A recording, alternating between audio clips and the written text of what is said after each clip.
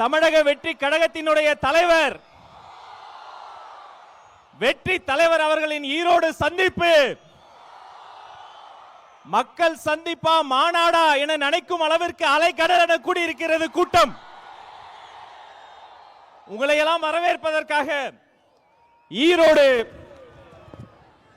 கிழக்கு மாவட்ட கழக செயலாளர் திரு எம் விஜய் வெங்கட், ஈரோடு மேற்கு மாவட்ட கழக செயலாளர் திரு ஏ பிரதீப் குமார், ஈரோடு மாநகர மாவட்ட கழக செயலாளர் அன்பு சகோதரர் எம் விஜய் பாலாஜி அவர்கள் வருகிறார்கள், வரவேற்பு தருகிறார்கள்.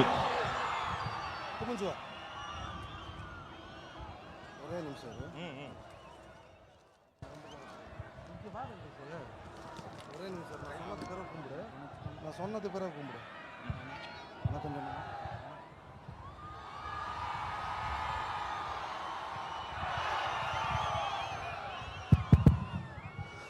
பிறப்புக்கும் எல்லா உயிருக்கும்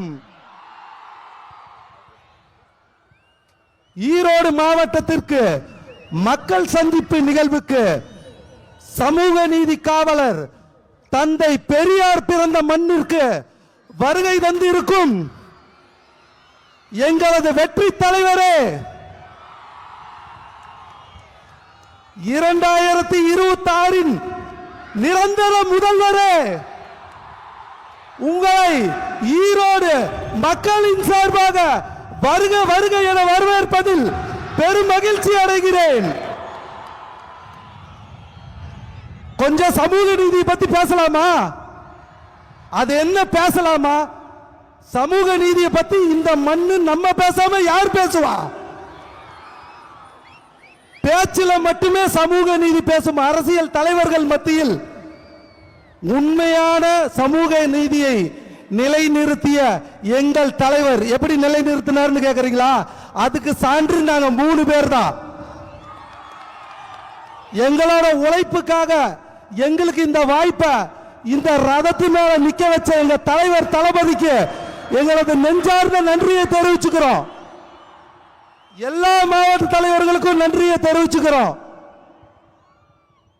ஒரு விஷயம் நல்லா தெரிஞ்சுக்கங்க, இந்த கூட்டம் மாற்று அரசியலுக்கான கூட்டம் அல்ல, புதிய தலைமுறைக்கான எங்கள் தலைவர் தளபதியின் புதிய அரசியல் பயணம்.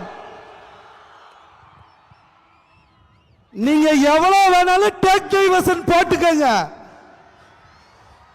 அண்ணா ஒரு விஷயம் நல்லா தெரிஞ்சுக்கங்க, மக்கள் எங்க பக்கம்தான், நாங்க எப்போதுமே மக்கள் பக்கம்தான். ஒரு பொதுக்கூட்டம், மக்கள் சந்திப்பு பொதுக்கூட்டத்தையே ஒரு மாநாடு மாதிரி நடத்தி காட்டிய கொங்கு மண்டலத்தின் தங்கம் எங்கள் அண்ணன் கே.ஏ. செங்கோட்டையன் அவர்களுக்கும் அவர்களுக்கு உறுதுணையாக இருந்த எங்க கழக பொதுச் செயலாளர் புஷியன் ஆனந்த் அவர்களுக்கும் இங்கு வருகை தந்திருக்கும் தளபதி நெஞ்சில் குடியிருக்கும் அன்பு தொண்டர்கள், தோழர்கள், சகோதர சகோதரிகள் உங்கள் அனைவருக்கும், மாநில கழக நிர்வாகிகள் அனைவருக்கும் எங்களது நெஞ்சார்ந்த நன்றியும் வாழ்த்துக்களையும் தெரிவித்துக் கொண்டு நன்றி கூறி விடைபெறுகிறேன். நன்றி, வணக்கம். நன்றி. கடந்த 1 மாத காலமாக தலைப்பு செய்தி மட்டுமல்ல, இவர்தான் ஊடகங்களின் மலைப்பு செய்தி. அண்ணன் செங்கோட்டையன், கொங்கு நாட்டின் தங்கம், மண்ணின் மைந்தர், தலைமை ஒருங்கிணைப்பாளர் அண்ணன் செங்கோட்டையன் அண்ணன் வருகிறார், சிறப்புரை தருகிறார்.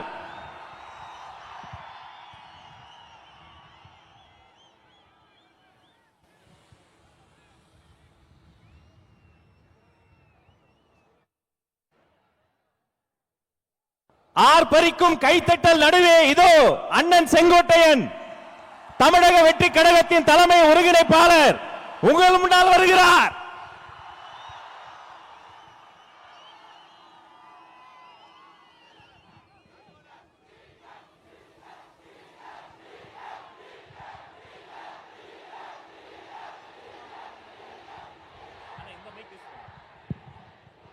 பெரியார் பிறந்த மண்ணில் வெற்றி கழகத்துடைய தலைவர் இங்கே வருகை தந்திருக்கிறார்கள். காலத்தின்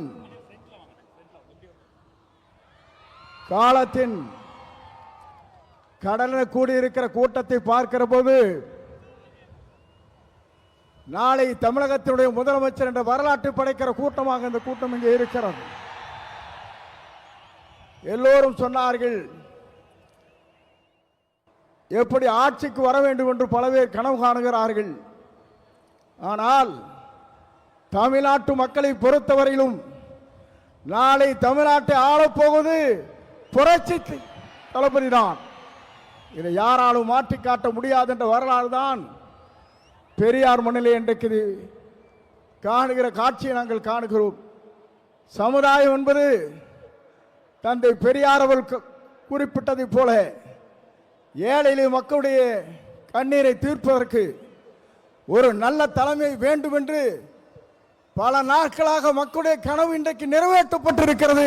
மிக விரைவிலேயே தான் அந்த கனவு என்பது எல்லோரும் கூடுவார்கள், கூட்டம் கூடும், கலைந்து போகும்.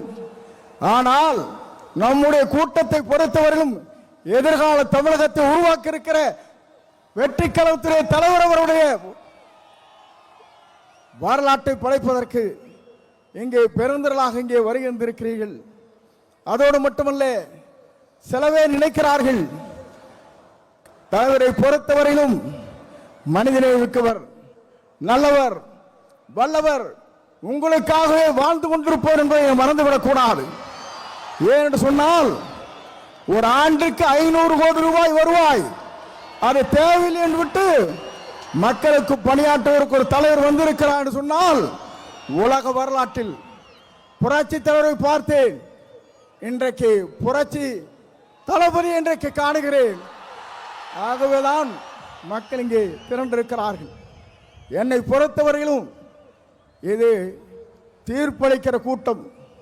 தீர்ப்பளிக்கிற கூட்டம் மட்டுமல்ல, நீங்கள் திரண்டு வந்தால் நாடே தாங்காது என்கிற முறையிலே தான் இங்கே அற்புதத்தை தின்று கொண்டிருக்கிறீர்கள்.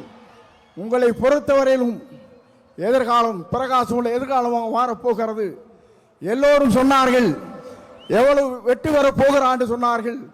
234 அவர் ஆரை விரல் காட்டுகிறாரோ அவர் தான் தமிழ்நாட்டில் சட்டமன்ற உறுப்பு என்ற வரலாற்றை படைக்கின்ற அளவிற்கு நீங்கள் வாருங்கள், வெற்றி தேடி தாருங்கள் என்று அழைத்து விடைபெறுகிறேன். நன்றி, வணக்கம்.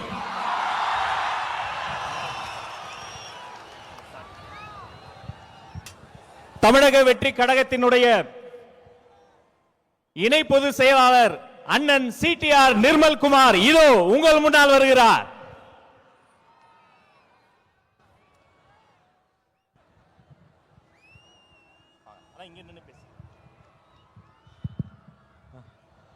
கொங்கு மண்டல மக்களுக்கு என்னுடைய வணக்கங்கள்.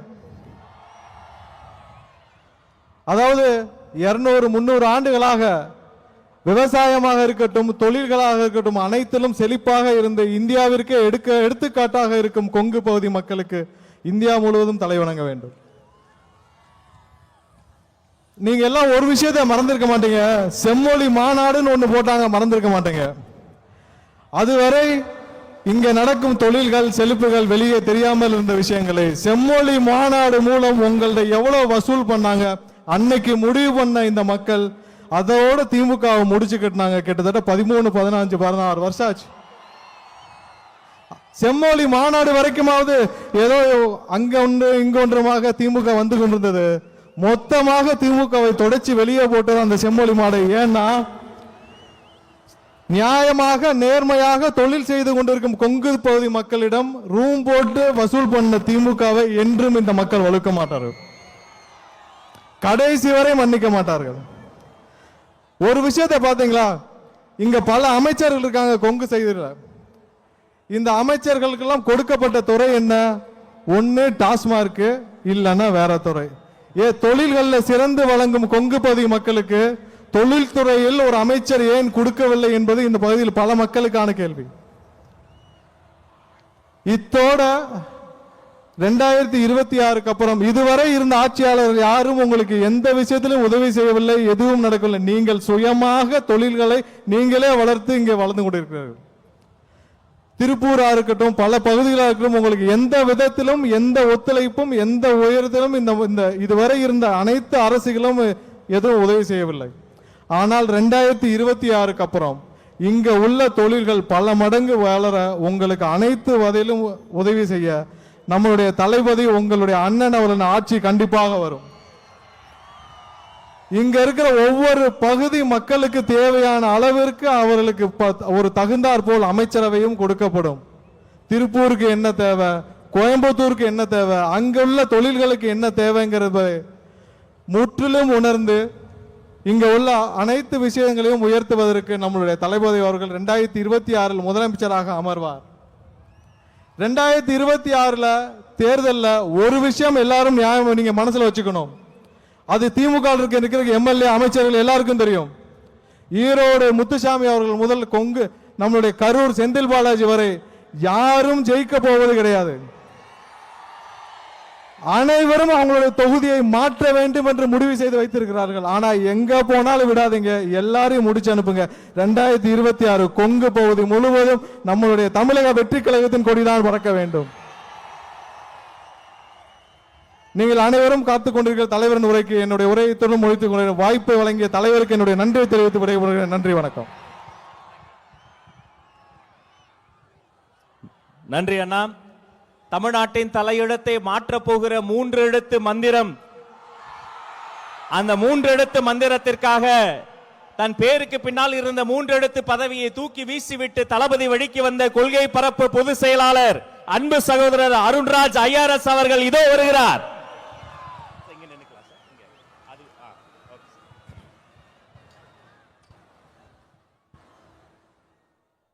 பவானி யாரும் காவிரி யாரும் ஓடுற இந்த கொங்கு மண்டலத்தின் ஈரோடு மாவட்டத்திற்கு வருகை தந்திருக்கும் நம் வெற்றி தலைவர் ஜனநாயகன் அண்ணன் விஜய் அவர்களே, கழகத்தின் பொதுச் செயலாளர் அண்ணன் ஆனந்த் அவர்களே, கொங்கு நாட்டின் சிங்கம் இல்ல கொங்கு நாட்டின் இளம் சிங்கம் அண்ணன் செங்கோட்டையன் அவர்களே. நான் ஏன் இளம் சிங்கம் சொல்றேன்னா, அண்ணன் எப்ப டிவிகேல சேர்ந்தாரோ அப்பவே அவருக்கு 20 வயசு கம்மியாயிருச்சு. அப்ப என்ன ஸ்பீடு கூட நடக்கவே முடியல. மற்றும் மாநில மாவட்ட நிர்வாகிகளே, காவல்துறை நண்பர்களே, ஊடக நண்பர்களே, தளபதி நெஞ்சில் குடியிருக்கும் நண்பா நண்பிகளே, உங்கள் அனைவருக்கும் வணக்கம். கொஞ்சம் யோசிச்சு பார்த்தீங்கன்னா, நம்ம தலைவரும் காவிரி ஆறு மாதிரிதாங்க. ஆத்துக்கு ஏழை பணக்கார வித்தியாசம் தெரியாம எல்லா வயலுக்கும் பாயும். அதே மாதிரி தான் நம்ம தலைவரும் ஏழை பணக்கார வித்தியாசம் பார்க்காம, சாதி மதம் இனம் வித்தியாசம் பார்க்காம அனைவருக்கும் நல்லது மட்டுமே செய்யணுங்கிற ஒரே தலைவர் நம் தலைவர் அவர்கள். நம் தலைவர் அவர்கள் அனைவருக்கும், அனைத்து சாதியினருக்கும், அனைத்து மதத்தினருக்கும் பொதுவானவர். அதனால தான் நான் கேட்கிறேன், உங்களை பார்த்து கேட்கிறேன், அடுத்த முதலமைச்சராக யார் வர வேண்டும்?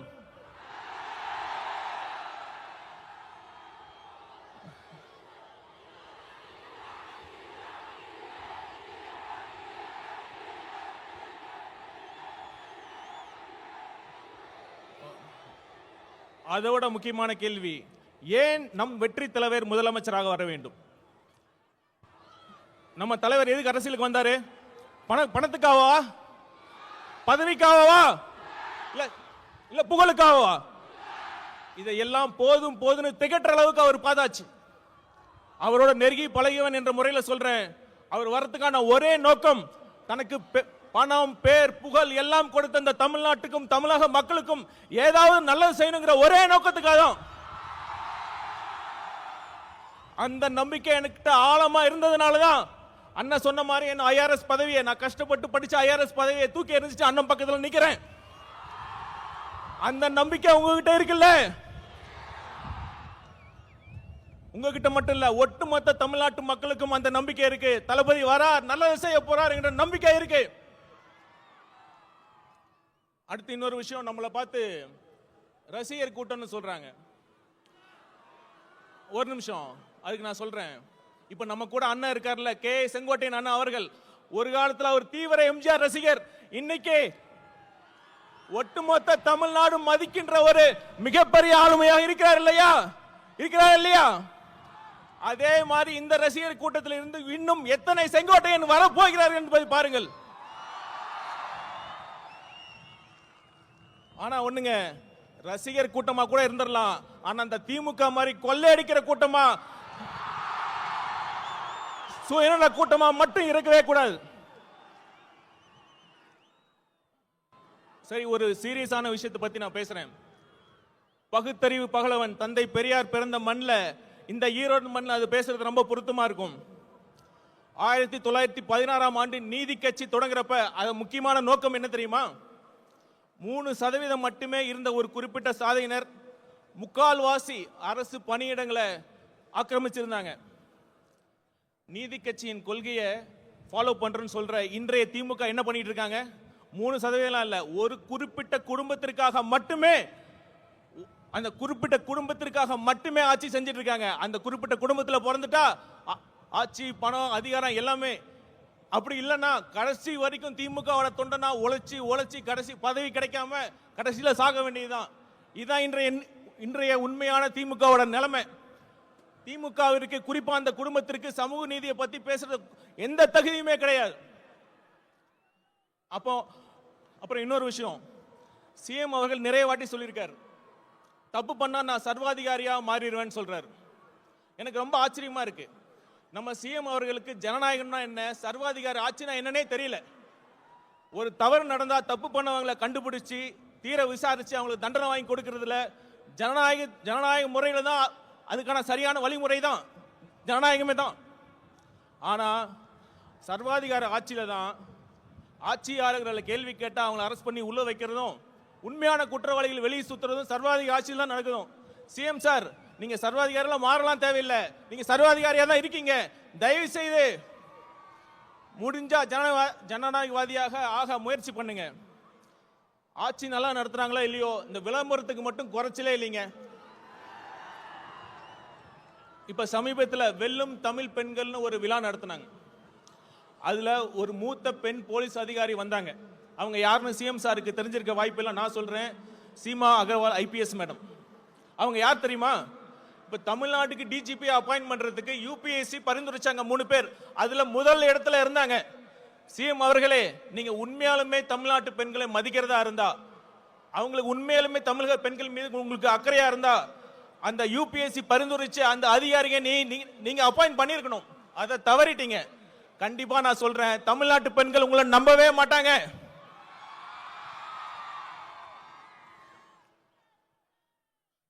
இவ்வளவு மோசமான ஆட்சி பண்ணிட்டு தேர்தல் நேரத்தில் மக்கள் வரி பணத்தில் அந்த திட்டம் இந்த திட்டம்னு சொல்லி இப்ப ஸ்டாலின் அவர்கள் கொண்டு வந்துட்டு இருக்காங்க.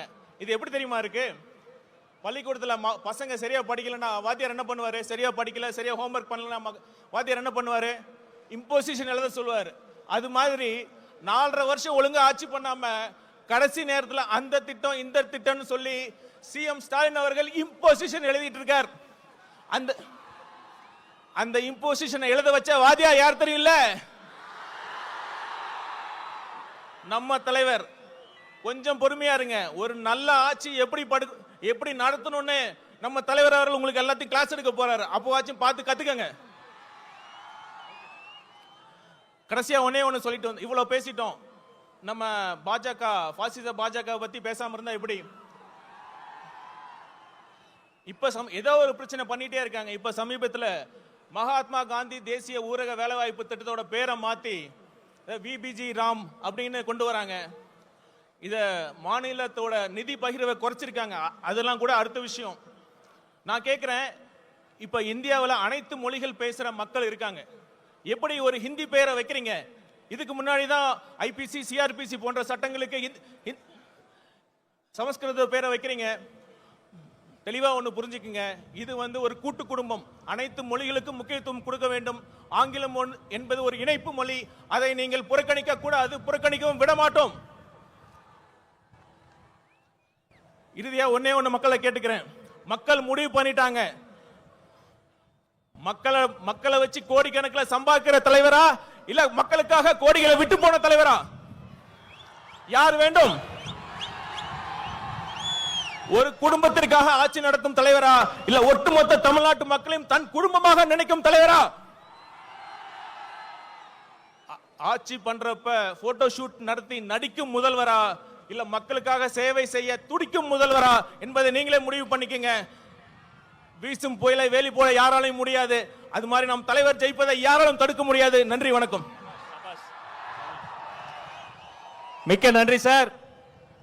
ஈரோட்டில் கடல் இல்லை என்று யார் சொன்னது? என் முன்னால் அன்பு கடல், மக்கள் கடல், பாச கடல். தலைவர் சொல்வதை நாங்கள் செய்து முடிப்போம். அவர் சொல்லுக்கிணங்க நம் கடகத்தை இரும்பு கோட்டையாக மாற்றியிருக்கிற இரும்பு மனிதர், தேர்தல் மேலாண்மை பொதுச் செயலாளர், அன்பு சகோதரர் ஆதவ் அர்ஜுனா இதோ வருகிறார்.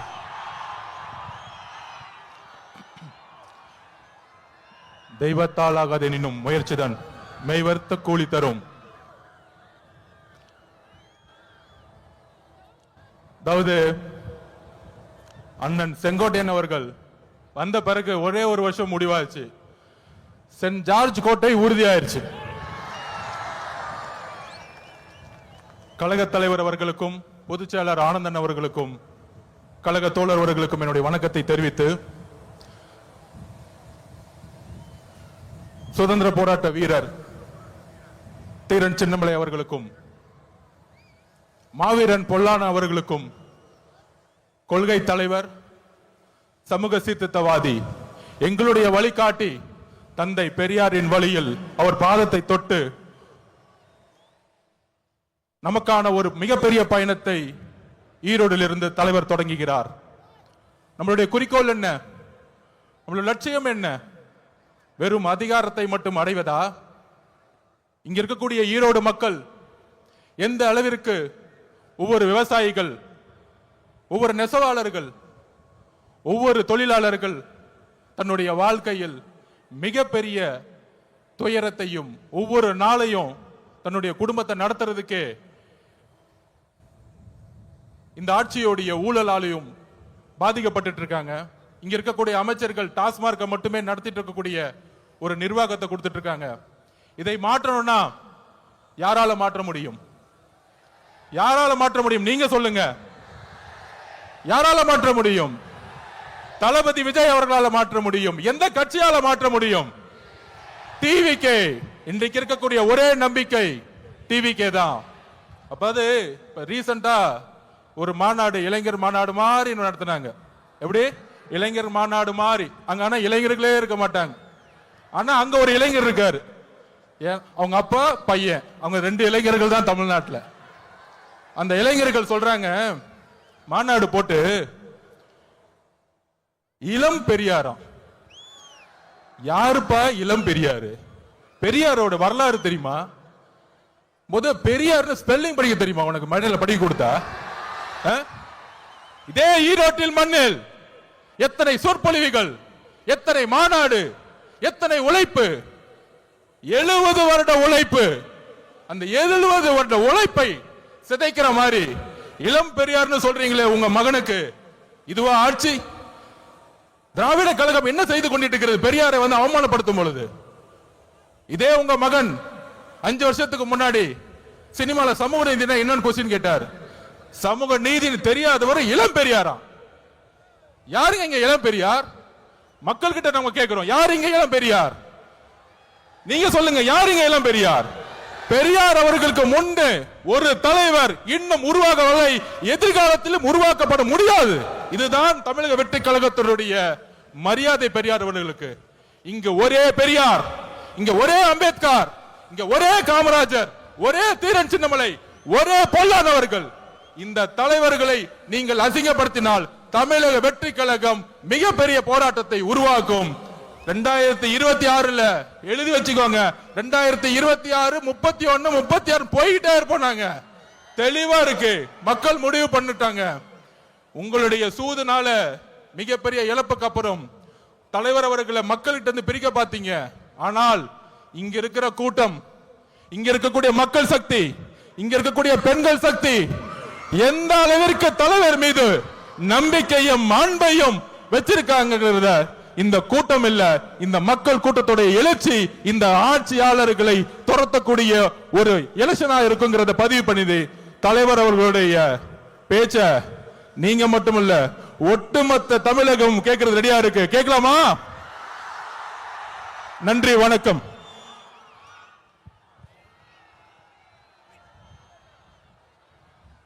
நன்றி சார். இந்த கூட்டம் வந்திருப்பது தலைவனின் சிங்க முகத்தை பார்க்கத்தான், அந்த தங்க முகத்தை பார்க்கத்தான். புயல் அல்ல, அவரது புன்னகையே போதும் ஒரு புரட்சியை ஏற்படுத்திவிடும். தலைவர் சொல்வதை செய்பவர்கள் மத்தியில் தலைவர் நினைப்பதையே செய்து முடிக்கக்கூடிய தமிழக வெற்றி கழகத்தினுடைய போர்ப்படை தளபதி, போற்றுதலுக்குரிய பொதுச் செயலாளர் அண்ணன் என் ஆனந்த் இதோ வருகிறார்.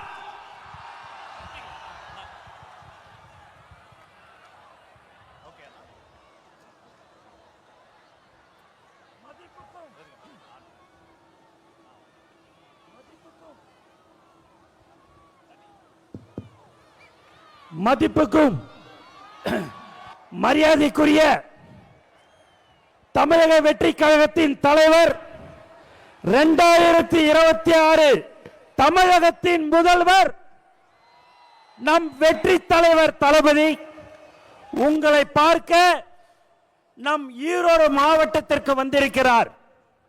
இந்த மண்ணின் மைந்தர் அண்ணன் KS மற்றும்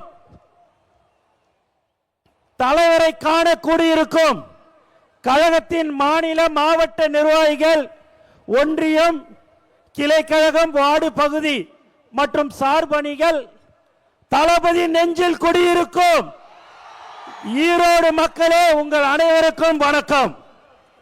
நம் கொள்கை தலைவர் பெரியாரின் மண்ணில் நம் வெற்றி தலைவர் தளபதி வந்திருக்கிறார். மங்களகரமான மஞ்சள் மண்ணில் மக்கள் விரும்பும் முதல்வர் வேட்பாளர் வந்திருக்கிறார். இனி எப்போதும் ஈரோடு தளபதியின் கோட்டை. தயார்படுத்திக் கொள்ளுங்கள் உங்கள் குடும்ப ஓட்டை. நண்பர்களே, நாம் இங்கு கூடியிருப்பது வெறும் கூட்டத்திற்காக அல்ல, ஒரு மாபெரும் மாற்றத்திற்கான தொடக்கத்திற்காக. தளபதியின் கரத்தை வளப்படுத்துவோம்.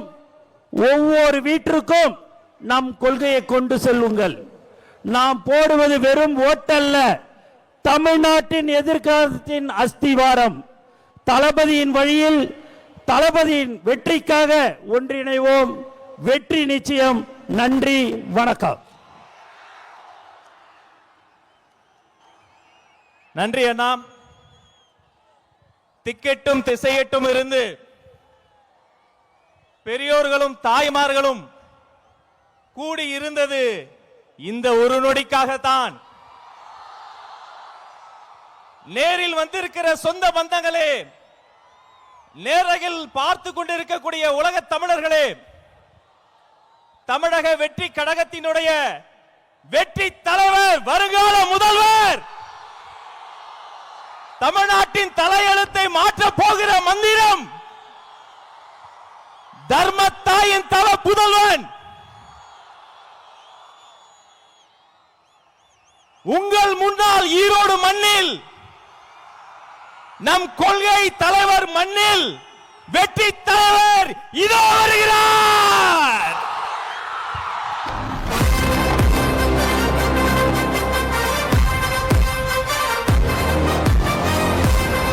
Hello.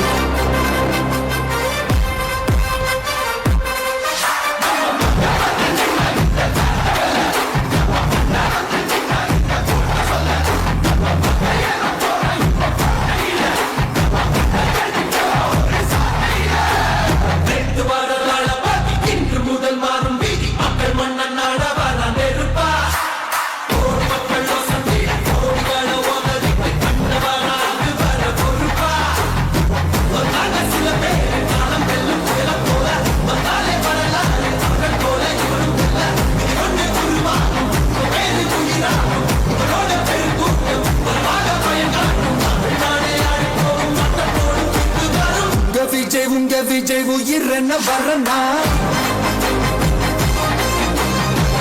விஜய் உங்க விஜய் எளியவன் குரல்தான்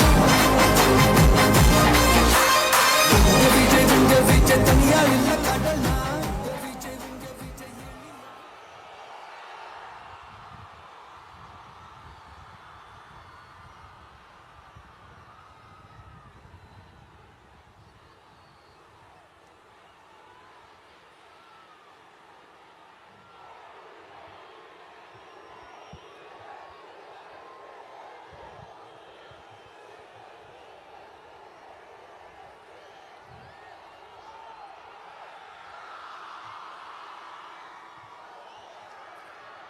மஞ்சள் மஞ்சள் பொதுவா நல்ல காரியங்கள் ஸ்டார்ட் பண்றதுக்கு முன்னாடி இந்த மஞ்சள் எடுத்து வச்சு தான் ஸ்டார்ட் பண்ணுவாங்க. நம்ம வீட்டில் கூட நம்ம அம்மா அக்கா தங்கைகள் நமக்காக நாம நல்லா இருக்கணும்ன்றதுக்காக மஞ்சள் புடவை கட்டிக்கிட்டு தான் வேண்டிக்குவாங்க. அப்படி அந்த மஞ்சள்னாலே ஒரு தனி வைப்பு தாங்க. நம்ம கொடியில கூட அந்த வைப்ரண்டான அந்த எனர்ஜெட்டிக்கான அந்த மஞ்சள் இருக்குமே, அந்த மாதிரி மங்களகரமான மஞ்சள் விளையிற பூமி தான் இந்த ஈரோடு பூமி. இங்க வந்து மஞ்சளை பத்தி பேசாம வேற எங்க போய் பேசுறது? அது மட்டும் இல்ல, இங்க ஒரு மகத்தான ஒரு மனிதரை பத்தி நம்ம பேசி ஆகணும். இந்த ஈரோடு மண் விவசாயத்துக்கும் பேர் போன மண். இங்க நடக்கிற அந்த விவசாயத்துக்கு மிக முக்கியமான ஒரு கவசமா இருக்கிறது என்ன தெரியுமா? காளிங்கராயன் அணை, காளிங்கராயன் கால்வாய். காளிங்கராயன் அணை கட்டினதுலையும் கால்வாய் வெட்டினதுலையும் உயிரான உணர்வு பூர்வமான நிறைய விஷயங்கள் இருக்குது. அப்படி அந்த ப்ராசஸ்ல அவர் அந்த அணை கட்டும் போதும் கால்வாய் வெட்டும் போதும் ரொம்ப சோர்வடைஞ்சிட்டாராம்.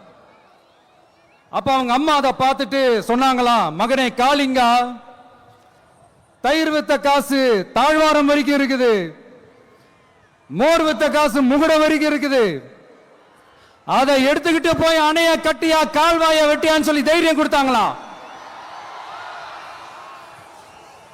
பெத்த அம்மா கொடுக்கிற அந்த தைரியம் இருக்கு பாருங்க, அதை தாண்டி வேற எதுவுமே கிடையாதுங்க.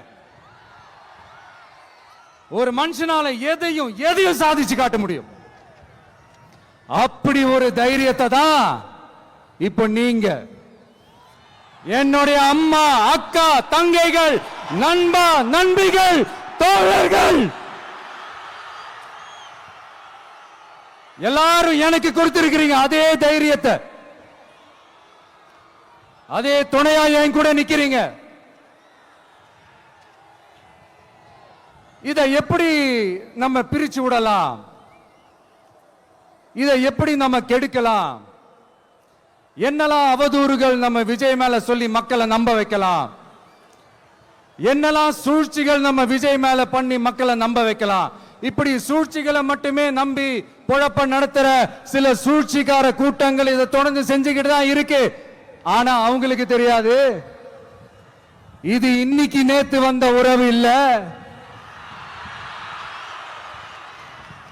கிட்டத்தட்ட 30-33 வருஷத்துக்கு மேல இருக்கிற உறவு. ஏன் நான் சினிமாவுக்கு வந்தப்போ எனக்கு வயசு 10, அப்பல இருந்தே இந்த உறவு ஸ்டார்ட் ஆகி போயிட்டு இருக்குன்னு அவங்களுக்கு தெரியாம போச்சு. அதனால என்ன பண்ணாலும், நீங்க என்ன ட்ரை பண்ணாலும், எல்லாத்தையும் விட்டுட்டு மக்களுக்காக வந்திருக்கிற இந்த விஜய மக்கள் ஒரு நாளும் கைவிட மாட்டாங்க. மக்கள் கூடவே நிக்கிறாங்க, கூடவே நிப்பாங்கன்னு அவங்களுக்கு தெரியாம போச்சு. என்னப்பா நிப்பீங்கல்ல? உங்களை நம்பிதாப்பா வந்திருக்கிறேன். அதான் இந்த சத்தம் தாங்க வாழ்நாள் பூரா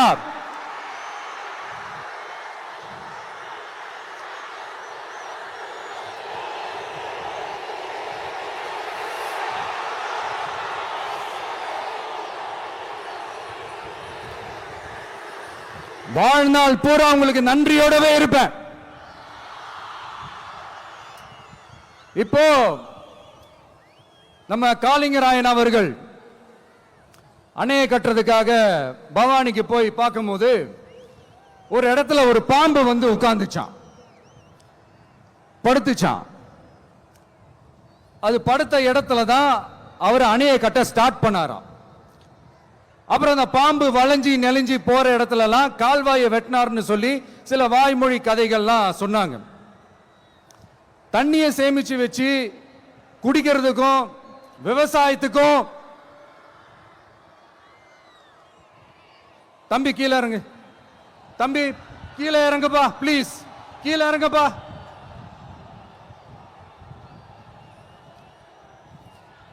ஓகே, தேங்க்யூ கீழே இறங்குங்க, கீழே இறங்குப்பா. நீ இறங்கினாதான் புத்தம் கொடுப்பேன்.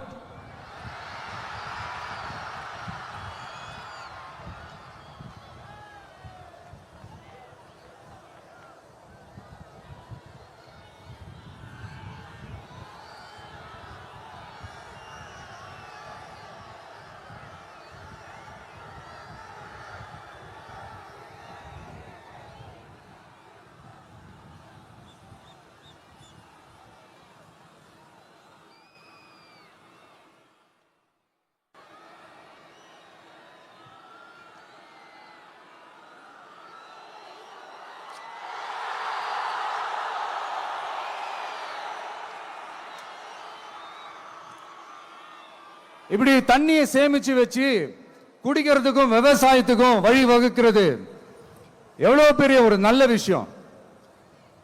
சோ இந்த மாதிரி நல்ல விஷயங்கள்லாம் செஞ்சிட்டு கதைகள் சொன்னா பரவாயில்ல, எதுவுமே செய்யாம கதைகளை மட்டும் அடிச்சு விடுறது எப்படி? அத்திக்கடவு அவிநாசி திட்டத்தை இன்னும் விரிவுபடுத்தினா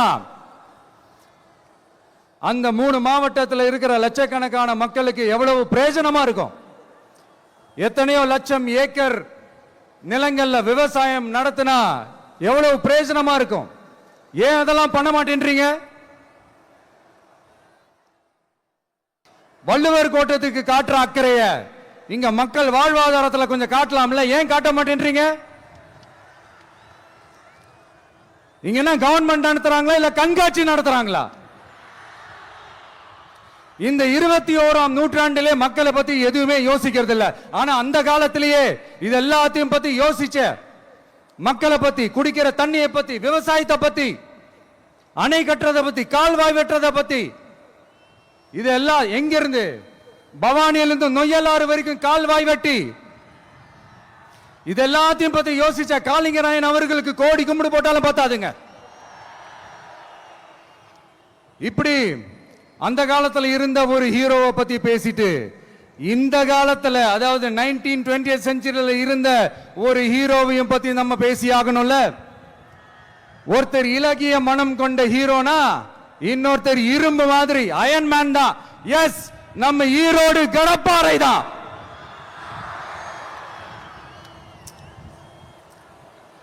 ஒட்டுமொத்த தமிழ்நாட்டையே திருப்பி போட்ட சீர்திருத்த நெம்புகோல். ஈரோடு மாவட்டத்தில் பிறந்த அவர்தான் இந்தியாவுக்கே இடஒதுக்கீடு சம்பந்தமான அரசியல் சட்டத்தை திருத்தறதுக்காக போராட்டம் நடத்தினவர் யாரு? நம்ம தந்தை பெரியாரு. 100 வருஷத்துக்கு முன்னாடியே வகுப்பு வாரி பிரதிநிதித்துவம் வேணும்னு கேட்டவர். அன்னைக்கும் சரி இன்னைக்கும் சரி ஒரு ஆச்சரியத்தோட பார்க்கக்கூடிய ஒரு மனிதர், நம்மளுடைய கொள்கை தலைவர்.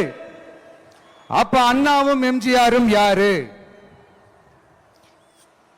பெரியார் அவர்கள் கிட்ட இருந்து எங்களுக்கு தேவையான கொள்கைகளை எடுத்துக்கிட்டோம்.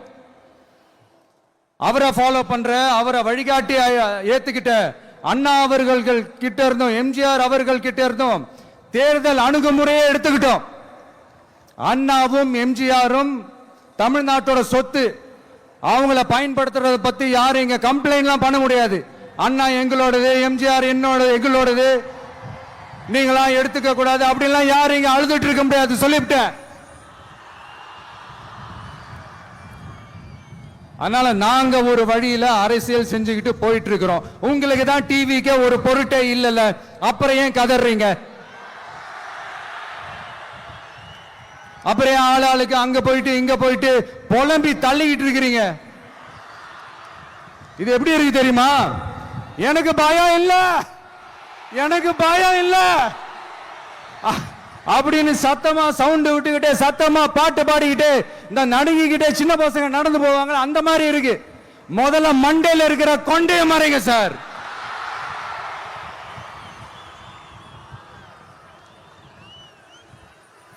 சும்மா மாறு வேஷத்துல மறு வச்சுக்கிட்டு மீடியா ஆளு, ரேடியோ ஆளுன்னு இவங்க ஆளுங்களை மாத்தி மாத்தி அனுப்பிக்கிட்டு இதெல்லாம் என்ன மக்களுக்கு தெரியாதுன்னு நினைச்சிட்டு இருக்கீங்களா?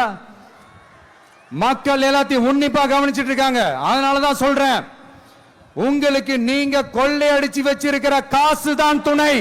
ஆனா எனக்கு என் மேல எல்லையில்லா பாசம் வச்சிருக்கிற இந்த மாசு தான் துணை.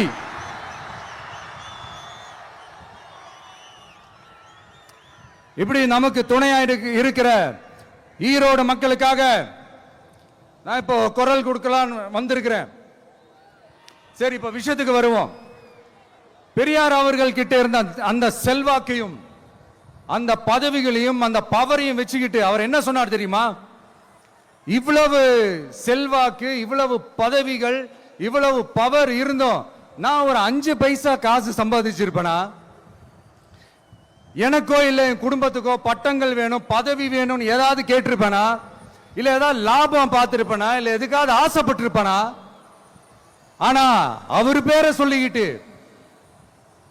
அவருடைய கொள்கையை ஃபாலோ பண்றதா சொல்லிக்கிட்டு இப்ப ஆட்சியில இருக்கிறவங்க என்னெல்லாம் செய்யறாங்கன்னு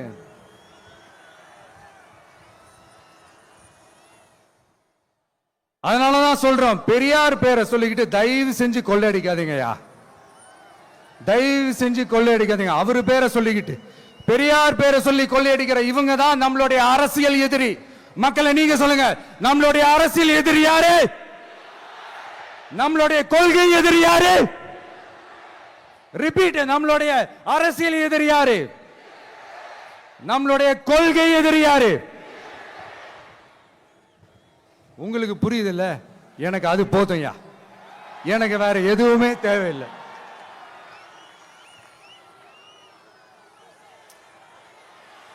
அதனாலதான்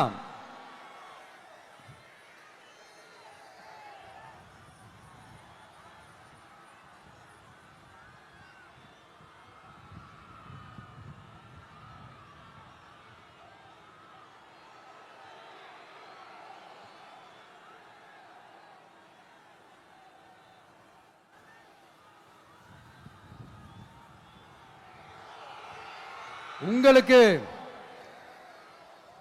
நம்மளை பத்தி நம்ம அரசியலோட நீங்க எல்லாரும் என்னோட அரசியலோட கனெக்டடா இருக்கீங்கன்றது ரொம்ப தெளிவா தெரியுது.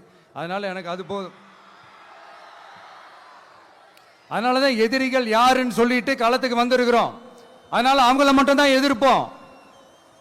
அதுவும் அந்த எதிரிகள் யாரு இப்போ இங்க 2026 சட்டமன்ற தேர்தலில் களத்துல இருக்கிறாங்களோ அவங்கள மட்டும் தான் எதிர்ப்போம். சும்மா களத்திலே இல்லாதவங்களையும், களத்துக்கும் அவங்களுக்கும் சம்பந்தமே இல்லாதவங்களையும் எதிர்க்கிற ஐடியாலாம் இல்ல பாஸ். நீங்க கேட்கிறீங்கன்றதுக்காக எதிர்த்துட்டு இருக்க முடியாது பாஸ். எங்களுக்கு நிறைய வேலை இருக்குது.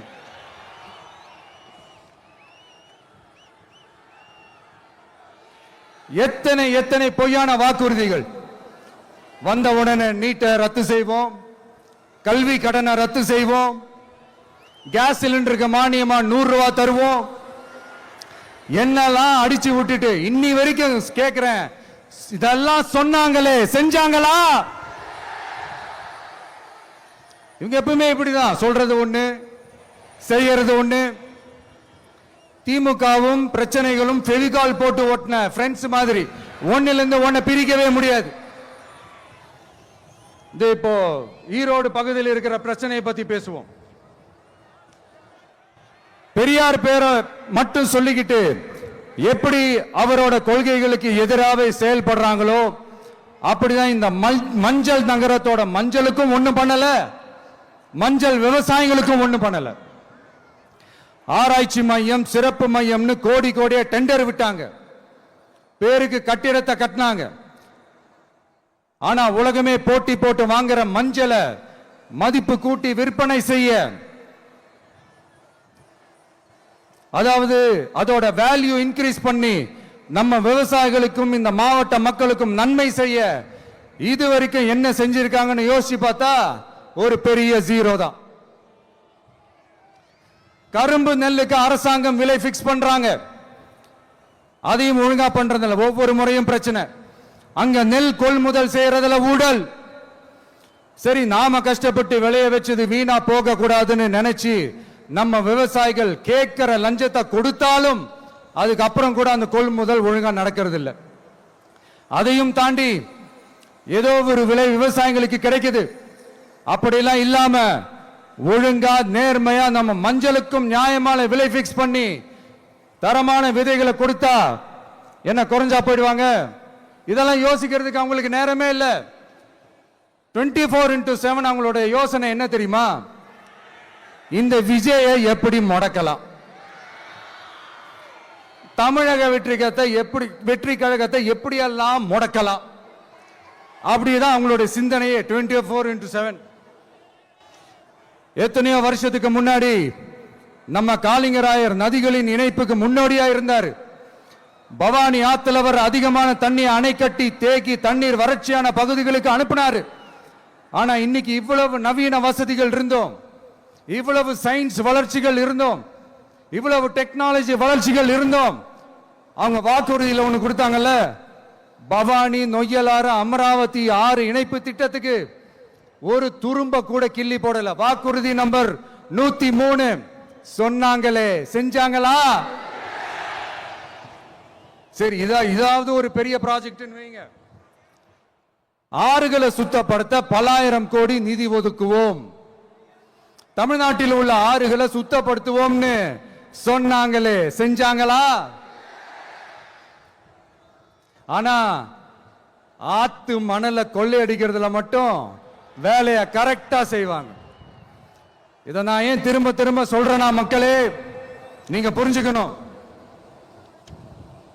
கொஞ்சம் மசந்தா மற்ற மாவட்டங்கள்ல மணல் காணாம போன மாதிரி, மலைகள் காணாம போன மாதிரி, நம்ம மாவட்டத்தில் தனி வளத்தை கொடுத்த செம்மண்ணும் காணாம போறதுக்கு வாய்ப்பு இருக்கு மக்களே. நம்ம மண்ணுக்கும் நம்ம ஆத்துக்கும் நம்ம விவசாயிக்கும் தான் இந்த மோசமான நிலைமை. அதனால ஏதாவது தொழில் செஞ்சு பிழைக்கலாம்னு பார்த்தா அதுக்கும் எங்க விடுறாங்க? தொழில்னு பார்த்தா 30% நெசவாளர்களுக்கு கூலி பாக்கி. அரசாங்கம் நம்ம நெசவாளர்கள் கிட்ட இருந்து கொள்முதல் செய்த வேட்டி சேலைக்கான கூலியை கூட போராடித்தான் வாங்க வேண்டியதா இருக்குது. அது சலுகையோ உதவியோ நலத்திட்டமோ கிடைக்காது. நம்ம உழைப்புக்கான ஊதியம், நம்மளோட உரிமை, அதுக்கே போராட வேண்டிய நிலையில தான் இந்த அரசாங்கம் நம்மள வச்சிருக்கு. நல்லா பார்த்துக்கங்க மக்களே, உரிமைக்கு குரல் கொடுத்தவங்க தான் இவங்க. சிறு குறு தொழில்கள் பீக் ஹவர்ஸ் சார்ஜ்னு கரண்ட்டுக்கு அநியாய விலை வச்சு அதையும் செய்ய விடாம நம்மளை முடக்கிறாங்க. அந்த பீக் ஹவர்ஸ் சார்ஜ் கொள்ளையால எத்தனை வருஷமா எவ்வளவு பேர் பாதிக்கப்படுறோம், எவ்வளவு தொழில்கள் பாதிக்கப்படுது. நாமளும் கத்துறோம், போராடுறோம், கோரிக்கை வைக்கிறோம். எதையாவது இவங்க கண்டுக்கிறாங்களா? கொஞ்சம் யோசிங்க. ஏன் கண்டுக்க மாட்டேன்றாங்கன்னு கொஞ்சம் யோசிங்க.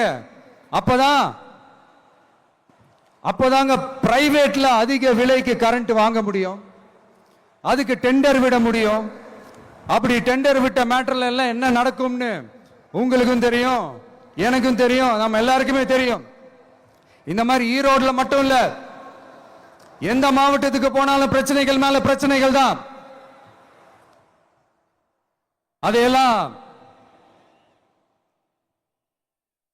அதையெல்லாம் தீக்கிறதுக்கு ஒரு சொல்யூஷன் கூட சொல்லாம இதுல வேற பெருமையா மாடல் அரசு மாடல் அரசுங்கிறது. இல்ல நான் கேட்கிறேன், கூச்சமா இல்ல?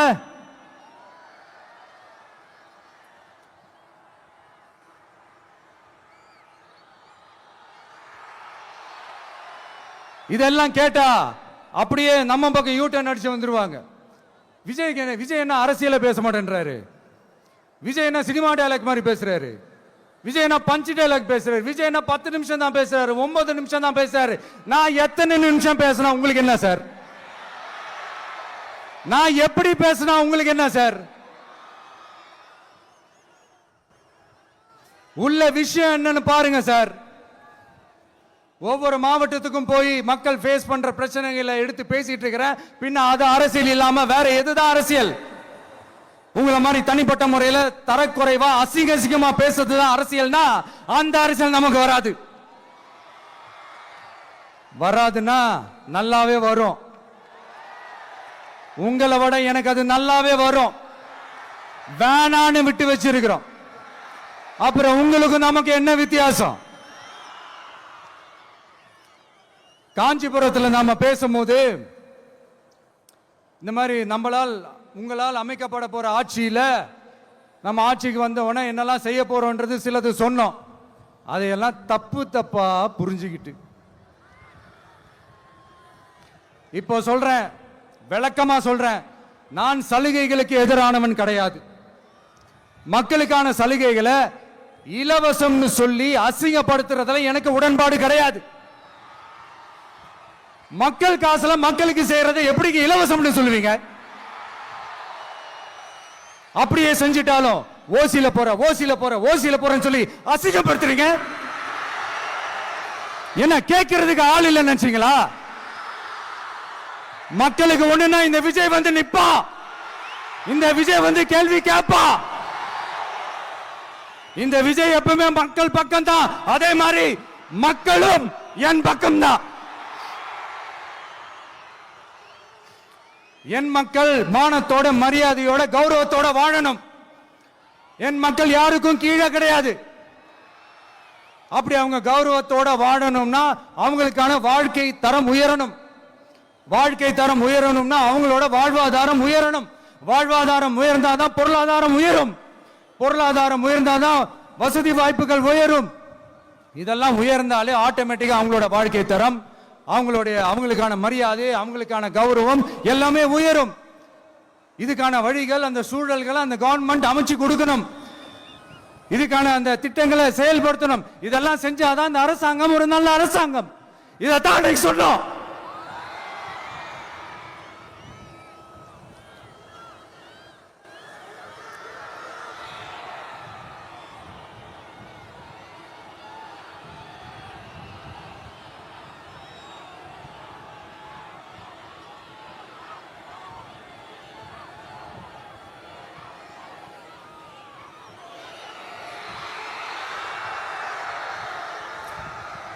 இதைத்தான் இன்னைக்கு சொன்னோம். உடனே சொன்னா மட்டும் போதுமா? எப்படி செயல்படுத்துவீங்க? நாங்க என்ன வாயிலேயே வடை சுடுறதுக்கு டிஎம்கேவா? டிவி கேடா?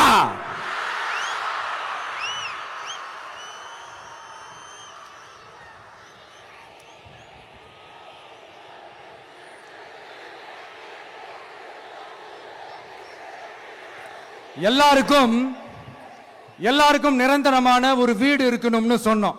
உடனே எங்க ஆட்சியிலே நாங்க எல்லாரும் வீடு கட்டி கொடுத்துட்டோமே அப்படிங்கிறது இல்ல. நான் கேட்கிறேன், இங்க உங்களை தான் கேட்கிறேன், இங்க வாடகைக்கு இருக்கிறவங்களே இங்க யாரும் இல்லையா? எல்லாருக்கும் சொந்தமா வீடு கட்டி கொடுத்துட்டாங்களா? அடுத்து வீட்டில் இருக்கிற ஒவ்வொருத்தரும் மினிமம் டிகிரி படிச்சிருக்கணும் அப்படின்னு சொன்னோம். உடனே எங்க ஆட்சியிலே எல்லாரும் டிகிரி படிச்சு முடிச்சிட்டாங்களே அப்படிங்கிற மாதிரி சொல்றது அது உண்மைனா? ஸ்கூல் லெவல்லையே டிராப் அவுட்ஸ் அதிகமானது யாரோட ஆட்சி? இல்லைங்க,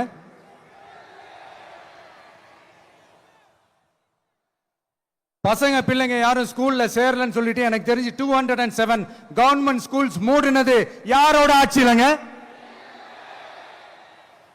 இதுல கல்வியில் சிறந்த தமிழ்நாடுன்னு டிராமா வேற. அடுத்து குடும்பத்துல ஒருத்தருக்கு நிரந்தரமான வருமானம் வரணும், வேலை வாய்ப்பு கிடைக்கணும் அப்படின்னா நாங்க கொடுக்காத வருமானமா, நாங்க கொடுக்காத வேலையா அப்படிங்கிறது. எத்தனையோ லட்சம் காலி பணியிடங்கள் நிரப்புவோம்னு வாக்குறுதி கொடுத்துட்டு ஆட்சிக்கு வந்தீங்கல்ல, எத்தனை லட்சம் காலி பணியிடங்களை நிரப்புனீங்க? அட்லீஸ்ட் 1 லட்சம் காலி பணியிடங்களாவது நிரப்புனீங்களா? இதெல்லாம் சொல்லிட்டு மக்களை ஏமாத்துறது யாரோட ஆட்சியிலங்க? அடுத்து ரொம்ப முக்கியமா, பெண்களுக்கு பாதுகாப்பு இல்ல, சட்டம் ஒழுங்கு சரியா இல்லைன்னு சொன்னா தமிழ்நாட்டில் பெண்கள் பாதுகாப்பு தான் அதிகமா இருக்குதான். நீங்க சொல்லுங்க மக்களே, பெண்கள் பாதுகாப்பு இருக்கு? சட்டம் ஒழுங்கு சரியா இருக்கு? அவங்க சொல்றது உண்மையா? அவங்க சொல்றதை நீங்க ஏத்துக்கிறீங்களா? சத்தமா கேக்குதா சார்? இதுதான் ரியாலிட்டி, இதுதான் நிஜம். நம்மளுடைய ஆட்சியில சட்டம் ஒழுங்குல சமரசமே இருக்காது. அதனாலதான் இவ்வளவு ஸ்ட்ராங்கா சொல்றோம், தைரியமா இருங்க மக்களே. இந்த மாதிரி விஷயங்கள்லாம் நம்ம மக்கள் கிட்ட எடுத்து சொன்னா உடனே இந்த இது எடுத்துட்டு வந்துருவாங்க.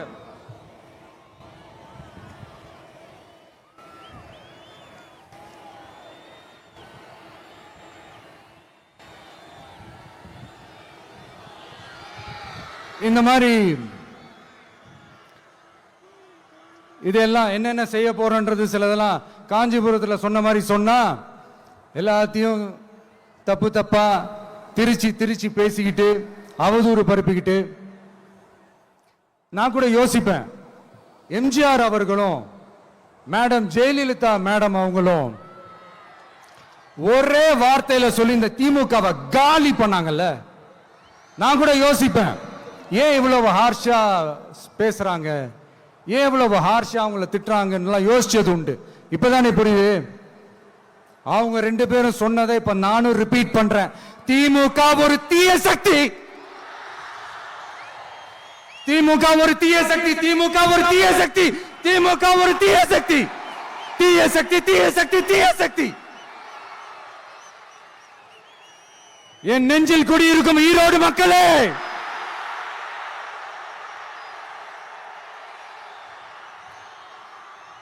டிவிகே ஒரு தூய சக்தி. எப்படி? டிவிகே ஒரு தூய சக்தி. தூய சக்தி டிவிகேவுக்கும் தீய சக்தி டிஎம்கேவுக்கும் தான் போட்டியே.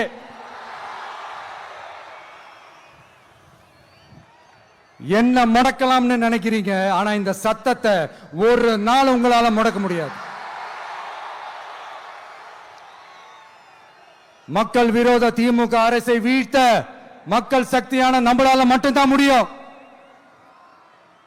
அண்ணன் செங்கோட்டையன் அண்ணன் அவர்கள் நம்ம கூட வந்து சேர்ந்தது நமக்கு ஒரு மிகப்பெரிய ஒரு பலம். அந்த மாதிரி செங்கோட்டையன் அண்ணன் அவர்கள் மாதிரி இன்னும் நிறைய பேர் வந்து சேர இருக்கிறாங்க. அவங்க எல்லாருக்குமே அந்த உரிய அங்கீகாரத்தை கொடுப்போம். அது மட்டும் இல்ல, அப்புறம் இன்னொரு விஷயம் சொல்ல மறந்துட்டேன். இப்ப ரீசெண்டா ஒரு இடத்துல நம்ம சிஎம் சார் அவர்கள் பேசும்போது சொன்னாங்க, என் கேரக்டரையே புரிஞ்சுக்க மாட்டேங்கிறேன். இது சினிமா டயலாக் இல்லையா? நான் ஏதாவது பேசினா சினிமா டயலாகா? சார் பேசினா அது சினிமா டயலாக் இல்லையா? சிலப்பதிகாரத்திலிருந்து எடுத்ததான் அந்த லைன். என் கேரக்டரையே புரிஞ்சுக்க மாட்டேன்றது. உங்களை எப்படிதான் சார் புரிஞ்சுக்கிறது? எந்தெந்த விஷயத்துலலாம் சார் உங்க கேரக்டர் நாங்க புரிஞ்சுக்கிறது? அதையும் நீங்களே சொல்லிட்டீங்கன்னா கொஞ்சம் நல்லா இருக்கும் சார். சட்டம் ஒழுங்குல நாடே சந்தி சிரிக்குது, அதுலயா? பெண்கள் பாதுகாப்புல நாடே சந்தி சிரிக்குது, அதுலயா? பொய் வாக்குறுதிகளா கொடுத்து ஏமாத்தி ஆட்சிக்கு வந்தீங்களே, அதுலயா? எதுலதான் சார் உங்க கேரக்டர் நாங்க புரிஞ்சுக்கிறது? ஆனா ஒண்ணு, தமிழ்நாட்டில் ஆட்சி செய்யற நீங்களும் சரி, ஒன்றியத்தில் ஆட்சி செய்யறவங்களும் சரி, நீங்க 2 பேரும் முதல்ல என்னோட கேரக்டரை புரிஞ்சுக்கணும் சார். என்னோட கேரக்டர்னு சொன்னது நம்ம மக்களோட கேரக்டர். 2026 சட்டமன்ற தேர்தலோட அந்த கேரக்டரே கொஞ்சம் வேற மாதிரி சார். அத கொஞ்சம் தயவு செஞ்சு நீங்க புரிஞ்சுக்கணும் சார். புரிஞ்சுக்கலனா மக்களே உங்களுக்கு புரிய வைப்பாங்க சார். கான்பிடென்ட்டா இருங்க சார். நல்லதே நடக்கும் சார். வெற்றி நிச்சயம் சார். மீண்டும் சந்திக்கும் வரை நன்றி, வணக்கங்க சார். நண்பா, நண்பிகள், இங்க எல்லாம் பார்த்தோம், எல்லாம் நல்லபடியா நடந்தது. சேஃபா வந்துட்டு சேஃபா வீட்டுக்கு போயிடுங்க. எனக்கு எல்லாத்தையும் விட நீங்க தான் எனக்கு முக்கியம். தயவு செஞ்சு சேஃப்டியா போயிட்டு வாங்க. ஒரு ஈரோடு செல்ஃபி ஒன்று எடுப்போமா?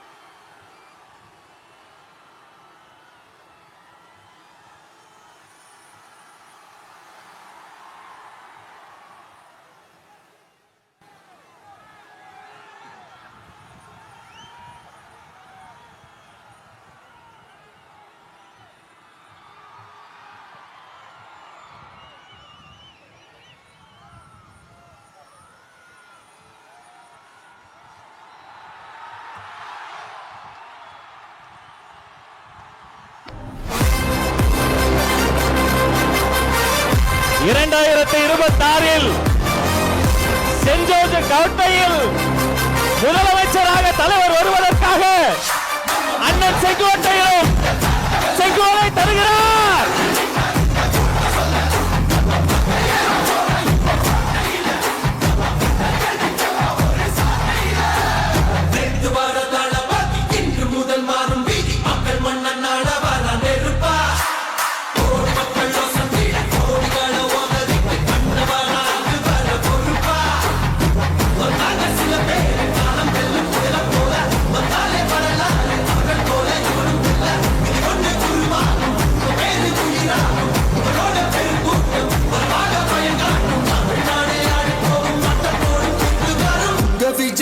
விஜய் உயிர் என்ன வரனா? விஜய் உங்க விஜய் எளியவன் குரல்னா? விஜய் உங்க விஜய் தனியா இல்ல கடல்னா? விஜய் உங்க விஜய் எளியவன் குரல்னா? விஜய் உங்க விஜய் தனியா இல்ல கடல்னா? மக்கள் தானே மன்னர்களை உனக்கு காட்ட வரனா?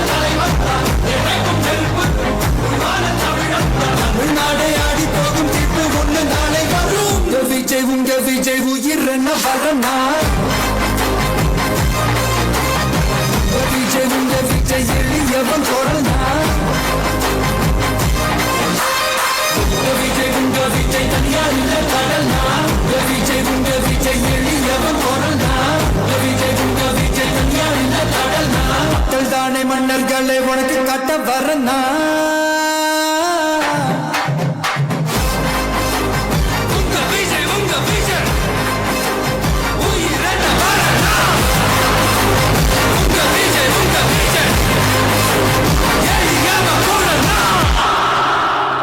உங்க விஜய் நான் வரேன்.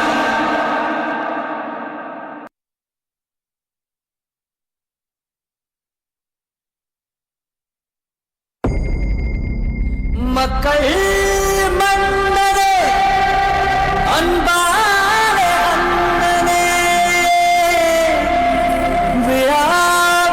விழாவீரனே பெரியார் பேரனே மன்னா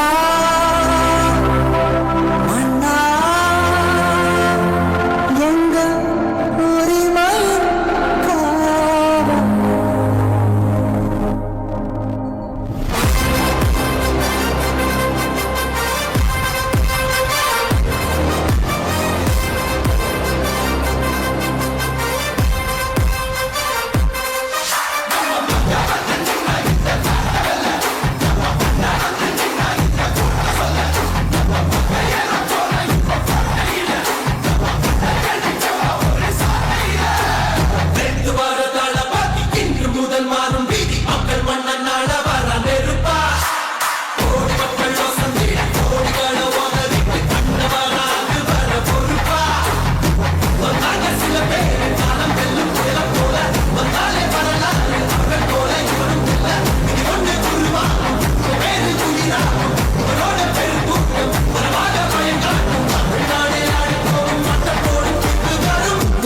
உங்க விஜய் உயிரன வரனா